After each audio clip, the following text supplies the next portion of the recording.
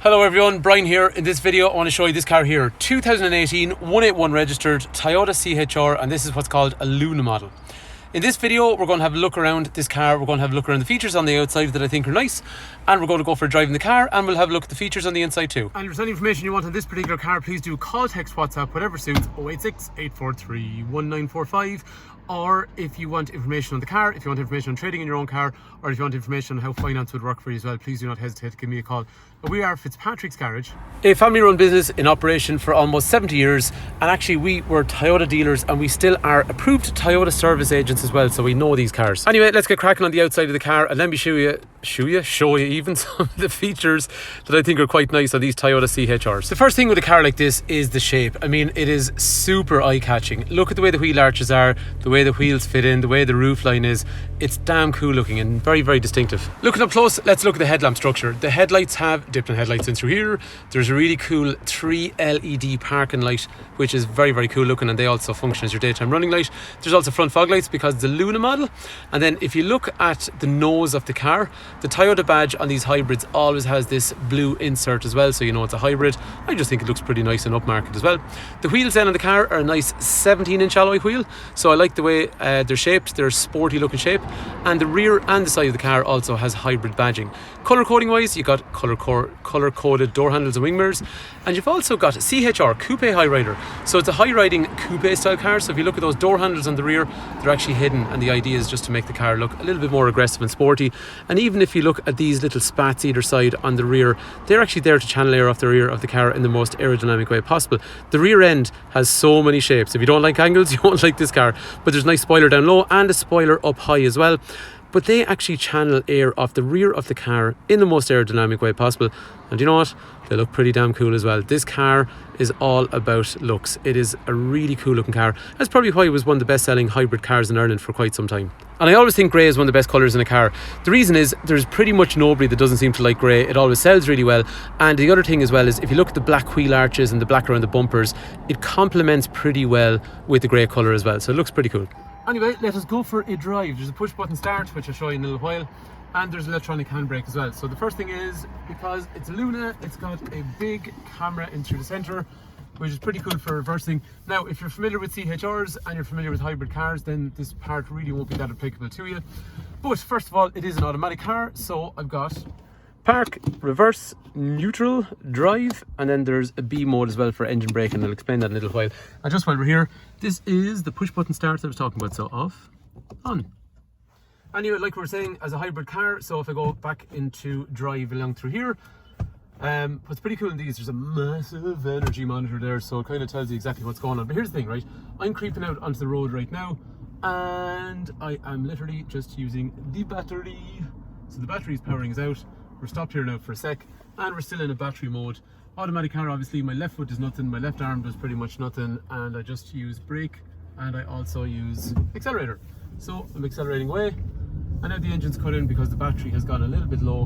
But if I start cruising out the road, then I'm getting both power sources. And here's the thing, when you have both power sources, that means the petrol engine is not working as hard as a normal petrol engine because it's got the assistance from the battery, and that means you're using less fuel. The other byproduct then is if you floor the car, that means you're getting an engine and you're getting a battery to power you. One thing that's very noticeable for me on these cars is every time I'm at a traffic light in Dublin or somewhere like that, when I floor a hybrid car, it actually gets off the line a lot quicker than a traditional automatic petrol or automatic diesel car. There's just immediate power from the battery like you would get on a full EV, so it actually does make a difference when you're accelerating. One of the main reasons though that people are going to buy a car like this is it's quiet, it's smooth, it's nice to drive, it's fuel efficient and all that kind of stuff as well.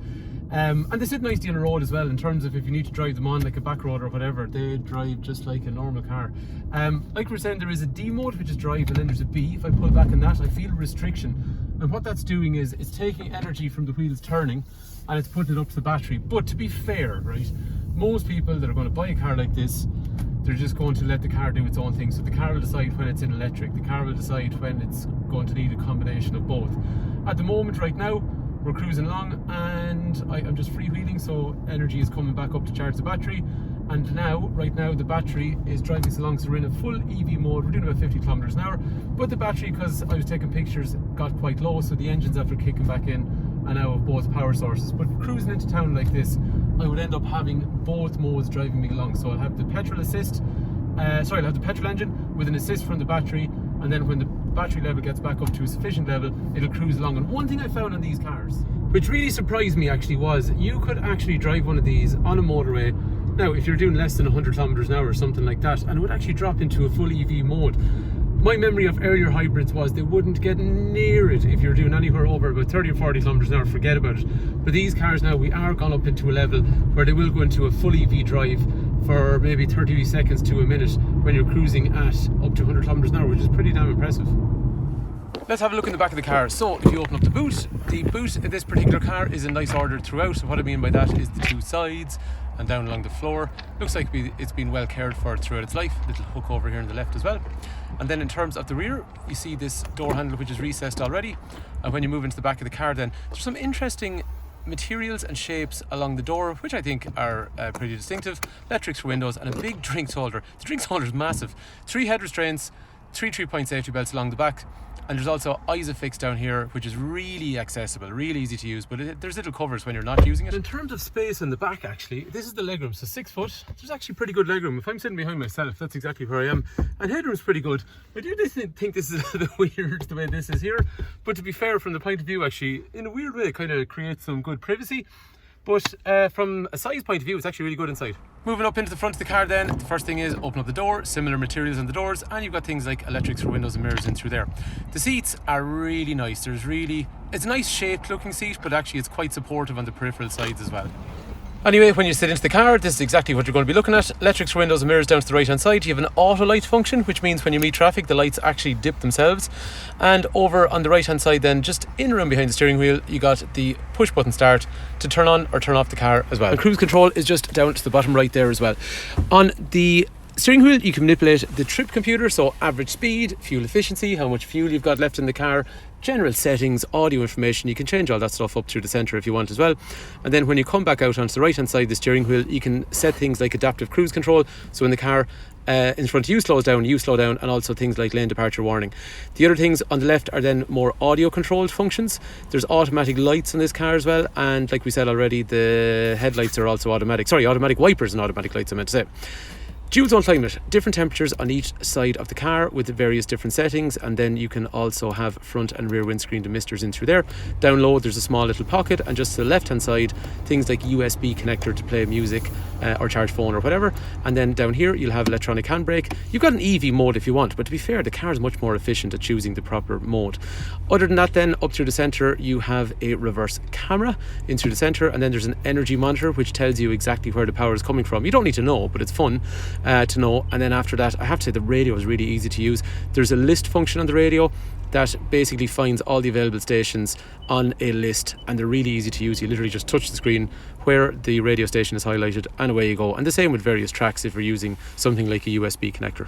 Anyway, there you have it. That is our 2018 Toyota CHR. That is a hybrid version. If there's any information you want in the car, please do not hesitate to give me a shout. 086 843 1945.